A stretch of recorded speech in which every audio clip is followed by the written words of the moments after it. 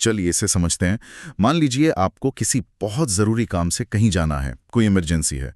आपने ट्रेन की ticket book करने की कोशिश की पर वो वेटिंग में है। और तत्काल भी नहीं मिला। हाँ, तत्काल भी हाथ नहीं लगा। अब क्या करें? ज़्यादातर लोगों को तो यही लगेगा कि भाई अब सारे रास्ते बंद हो गए। बिल्कुल। लेकिन यहीं पर भारतीय रेलवे का एक, कह सकते हैं, लगभग छुपा हुआ सिस्टम काम आता है, इमरजेंसी कोटा या EQ। और इसे छुपावा इसलिए कह रहे हैं क्योंकि अगर आप IRCTC की वेबसाइट या कोई भी ऐप देखेंगे ना, तो ये कोटा आपको कहीं नजर नहीं आएगा। अच्छा। जी, वहां पर आपको सिर्फ जनरल कोटा मिलेगा, लेडीज, सीनियर सिटीजन या फिर तत्काल। इमरजेंसी कोटा की कोई ऑनलाइन विंडो है ही नहीं। अरे वाह, मतलब एक पूरी तरह से डिजिटल दुनिया में रेलवे का ये एक ऐसा कोना है जो आज भी ऑफलाइन है। पूरी तरह से ऑफलाइन और मैनुअल। तो आज हम इसी सिस्टम की परतों को खोलने की कोशिश करेंगे कि आखिर एक वेटिंग टिकट को कंफर्म कराने का ये मानवीय तरीका क्या है और ये काम कैसे करता है। और इसमें एक बहुत ही ताज़ा और बड़ी खबर भी जुड़ी है। भारतीय रेलवे ने हाल ही में आधिकारिक तौर पर ये घोषणा की है कि ये सुविधा अब वंदे भारत और अमृत भारत जैसी प्रीमियम ट्रेनों के लिए भी खोल दी गई है। ओहो, ये तो बहुत बड़ा अपडेट है, पहले ये नहीं था। नहीं, पहले इन ट्रेनों में ये सुविधा नहीं थी। तो आज की हमारी चर्चा इसी पूरी प्रक्रिया और इसके क्या मायने हैं उस पर केंद्रित होगी। ठीक है, तो सबसे पहले एक उलझन दूर करते हैं। कई लोग इसे तत्काल कोटा से जोड़कर देखते हैं, लेकिन वो तो बिल्कुल नहीं है। बिल्कुल भी नहीं। तत्काल तो एक तरह की डिजिटल रेस है, पहले आओ पहले पाओ, जिसके लिए तेज इंटरनेट और तेज उंगलियां चाहिए। वो सुबह 10 और 11 बजे वाली रेस जिसमें कुछ ही सेकंड्स में सीटें खत्म हो जाती हैं। लेकिन इमरजेंसी कोटा का सिद्धांत इससे एकदम उलट है। कैसे? ये स्पीड पर नहीं बल्कि जरूरत पर आधारित है। इसे उन खास परिस्थितियों के लिए बनाया गया है जहां यात्रा करना महज एक इच्छा नहीं बल्कि एक मजबूरी है। मतलब तत्काल में फैसला कंप्यूटर करता है और EQ में फैसला इंसान करते हैं। यही सबसे बड़ा फर्क है। अच्छा, तो अगर किसी को इस कोटे के लिए आवेदन करना है तो पहला कदम क्या होगा? क्या कोई सीधे जाके कह सकता है कि मुझे इमरजेंसी कोटे में सीट चाहिए? नहीं, बिल्कुल नहीं। सिस्टम में आने के लिए सबसे पहली शर्त यह है कि आपके पास उस ट्रेन का एक वैध टिकट होना ही चाहिए, भले ही वो वेटिंग लिस्ट में हो। हाँ, भले वो वेटिंग लिस्ट में क्यों ना हो। बिना PNR नंबर के आप इमरजेंसी कोटा के लिए आवेदन करने की योग्य ही नहीं है। आपका वेटिंग टिकट ही आपके आवेदन का आधार बनता है। मतलब पहले आपको लाइन में लगना ही होगा, भले ही आप सबसे पीछे हो। ठीक है, टिकट ले लिया। अब आता है सबसे मुश्किल हिस्सा, अपनी जरूरत को साबित करना। रेलवे अधिकारियों को ये कैसे यकीन दिलाया जाए कि आपकी यात्रा वाकई एक इमरजेंसी है? यही इस पूरी प्रक्रिया का, कह सकते हैं, दिल है।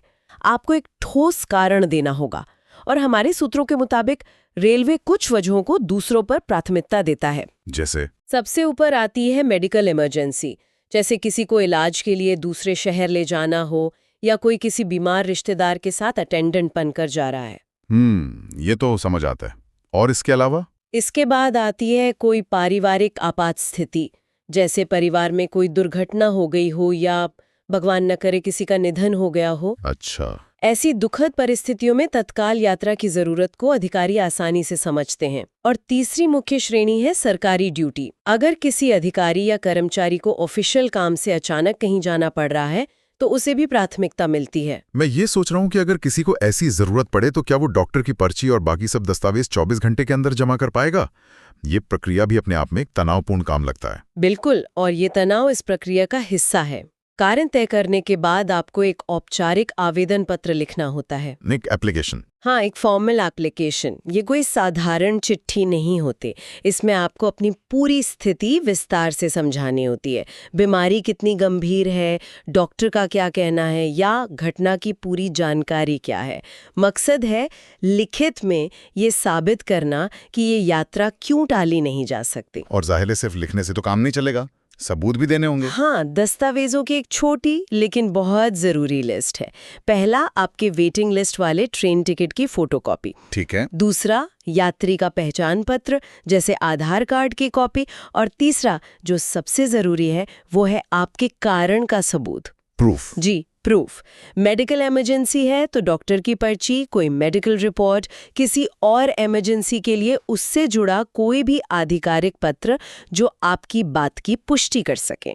इन दस्तावेजों के बिना आपका आवेदन अधूरा माना जाएगा और उस पर विचार ही नहीं होगा। बिल्कुल। अच्छा, ये तो हुई वो स्थितियां जो साफ तौर पर इमरजेंसी हैं। लेकिन मान लीजिए किसी के पास ऐसी कोई दुखद वजह नहीं है पर यात्रा बहुत जरूरी है, क्या उसके लिए कोई और रास्ता है? हमने वीआईपी कोटा के बारे में भी सुना है, ये क्या है और कैसे काम करता है? हाँ, ये एक और रास्ता है जिसे आम भाषा में वीआईपी कोटा या एचओ कोटा का हिस्सा माना जाता है। एचओ मतलब हेडक्वार्टर्स। जी, हेडक्वार्टर्स कोटा। इसके लिए आपको अपने क्षेत्र के सांसद यानी एमपी या विधायक एमएलए से उनके आधिकारिक लेटर पैड पर एक सिफारिशी पत्र लिखवाना होता है। एक रिकमेंडेशन लेटर। सही कहा। इस लेटर को आपके आवेदन के साथ लगाना पड़ता है। लेकिन ये वीआईपी सिफारिश कितनी असरदार है? क्या ये एक तरह से सिस्टम का दुरुपयोग नहीं है? मेरा मतलब, क्या एक सांसद की सिफारिश एक गंभीर मेडिकल इमरजेंसी पर भारी पड़ सकती है? ये एक बहुत ही जरूरी और कह सकते हैं पेचीदा सवाल है। आधिकारिक तौर पर यह सिफारिश भी आपकी यात्रा की जरूरत को प्रमाणित करने का एक तरीका ही है। अच्छा। ये माना जाता है कि एक जनप्रतिनिधि किसी की जरूरत को प्रमाणित कर रहा है, लेकिन व्यवहार में ये इस बात पर निर्भर करता है कि फैसला लेने वाले अधिकारी स्थिति को कैसे देखते हैं। नियमों के अनुसार एक वास्तविक जानलेवा मेडिकल इमरजेंसी को हमेशा किसी भी सिफारिश से ऊपर रखना चाहिए, पर क्योंकि ये एक मानवीय प्रक्रिया है, इसमें विवेक का तत्व हमेशा रहता है। तो एक बार जब कोई ये सब दस्तावेज इकट्ठा कर लेता है, चाहे वो मेडिकल प्रूफ हो या वीआईपी सिफारिश, तो उसके सामने अगली चुनौती आती है इसे सही अधिकारी तक सही समय पर पहुंचाना। ये कहाँ और कैसे होता है? इसे जमा करने की जो मुख्य जगह है वो है डिविजनल रेलवे मैनेजर यानी डीआरएम का ऑफिस। ये हर रेलवे डिवीजन का मुख्यालय होता है। लेकिन डीआरएम ऑफिस तो हर शहर में नहीं होता। सही बात है, ये तो सिर्फ बड़े शहरों में ही होगा। तो छोटे शहरों के लोगों के लिए एक विकल्प है। क्या? वे अपने स्टेशनों के चीफ रिजर्वेशन सुपरवाइजर के पास अपना आवेदन जमा कर सकते हैं। ये सुपरवाइजर इन सभी आवेदनों को इकट्ठा करके आगे डीआरएम ऑफिस तक पहुंचाते हैं। और यहाँ पर समय का पहलू बहुत जरूरी है। जैसा कि हमारे सूत्र बताते हैं, एक 24 घंटे का नियम है ना? बिल्कुल। आपको अपना आवेदन और सारे दस्तावेज ट्रेन के जाने के समय से कम 24 घंटे पहले जमा करने होते हैं। कम से कम 24 घंटे? हाँ, लास्ट मिनट में दिए गए आवेदनों पर आमतौर पर विचार नहीं किया जाता। ये 24 घंटे की समय सीमा इसलिए जरूरी है ताकि अधिकारियों को सभी आवेदनों को पढ़ने, उनकी प्रामाणिकता जांचने और फिर उनमें से प्राथमिकता तय करने का पूरा समय मिल सके। ये कोई तत्काल सेवा नहीं है। एक मिनट, तो मतलब कोई सॉफ्टवेयर नहीं, कोई एल्गोरिदम नहीं, कोई अधिकारी व्यक्तिगत रूप से बैठकर ये फैसला लेता है कि किसकी जरूरत ज्यादा बड़ी है। ये तो आज के समय में बहुत अनोखी बात है। यहाँ से प्रक्रिया पूरी तरह मैनुअल हो जाती है।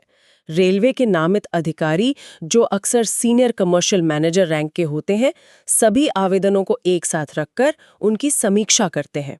और वे क्या देखते हैं? मतलब अगर दो एक जैसी मेडिकल इमरजेंसी आ गई तो फैसला कैसे होगा? वे हर आवेदन की गंभीरता को तोलते हैं। क्या मेडिकल रिपोर्ट किसी बहुत गंभीर बीमारी की है? क्या पारिवारिक इमरजेंसी में यात्रा करना वाकई बहुत जरूरी है?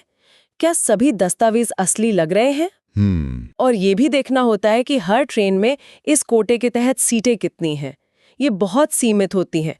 अक्सर एसी क्लास में 2-4 सीटें और स्लीपर में थोड़ी ज्यादा। तो अधिकारियों को उन गिनी चुनी सीटों के लिए आए दर्जनों आवेदनों में से सबसे जरूरतमंद मामलों को चुनना होता है। बिल्कुल। ये तो बहुत बड़ी जिम्मेदारी वाला काम है। ये सिस्टम एक दोधारी तलवार जैसा लगता है। एक तरफ ये मानवीय संवेदनाओं को जगह देता है जो कोई कंप्यूटर नहीं दे सकता। सही कहा। दूसरी तरफ इसमें पारदर्शिता की कमी और मानवीय भूल की संभावना भी तो है। आपने बिल्कुल सही समझा। यही वजह है कि इसे लेकर हमेशा एक बहस छिड़ी रहती है। इसका नतीजा भी आपको तुरंत नहीं मिलता। ट्रेन छूटने से लगभग 4 घंटे पहले जब फाइनल चार्ट तैयार होता है तभी पता चलता है। और तब क्या होता है? मतलब नतीजा कैसे पता चलता है? अगर आपका आवेदन स्वीकार हो गया तो आपके पीएनआर स्टेटस में टिकट कंफर्म्ड यानी सीएनएफ दिखने लगेगा और आपको एक बर्थ नंबर मिल जाएगा। और अगर नहीं हुआ तो? और अगर दुर्भाग्य से आपका आवेदन अस्वीकार हो गया तो टिकट वेटिंग लिस्ट में ही रहेगा। इसका मतलब ये हो सकता है कि या तो आपकी वजह अधिकारियों को पर्याप्त ठोस नहीं लगी, या फिर आपसे ज्यादा जरूरतमंद कोई और था जिसे सीट दे दी गई। तो संक्षेप में अगर हम इस पूरी प्रक्रिया की एक चेकलिस्ट बनाएं तो वो कुछ ऐसी होगी। सबसे पहले एक वेटिंग टिकट खरीदें। पहला स्टेप। फिर अपनी इमरजेंसी के ठोस कारण के साथ एक आवेदन पत्र लिखें। उसके साथ अपना पहचान पत्र और कारण का सबूत लगाएं। हाँ। इस पूरी फाइल को ट्रेन छूटने से 24 घंटे पहले डीआरएम ऑफिस या रिजर्वेशन सुपरवाइजर के पास जमा करें और फिर आखिरी 4 घंटों में चार्ट बनने का इंतजार करें। बिल्कुल। और यहाँ सबसे जरूरी बात ये याद रखनी है कि इमरजेंसी कोटा एक विशेष सुविधा है, ये किसी का अधिकार नहीं है।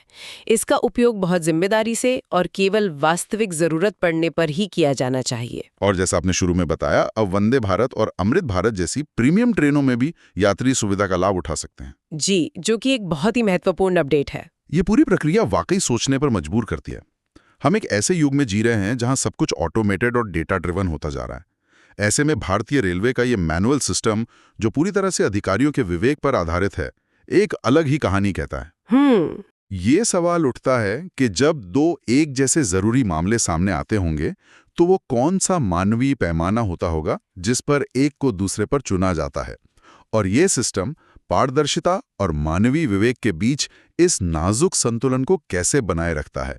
ये एक ऐसा सवाल है जिसका जवाब शायद किसी नियम पुस्तिका में नहीं, बल्कि उन अधिकारियों के रोजमर्रा के अनुभवों में ही छिपा होगा।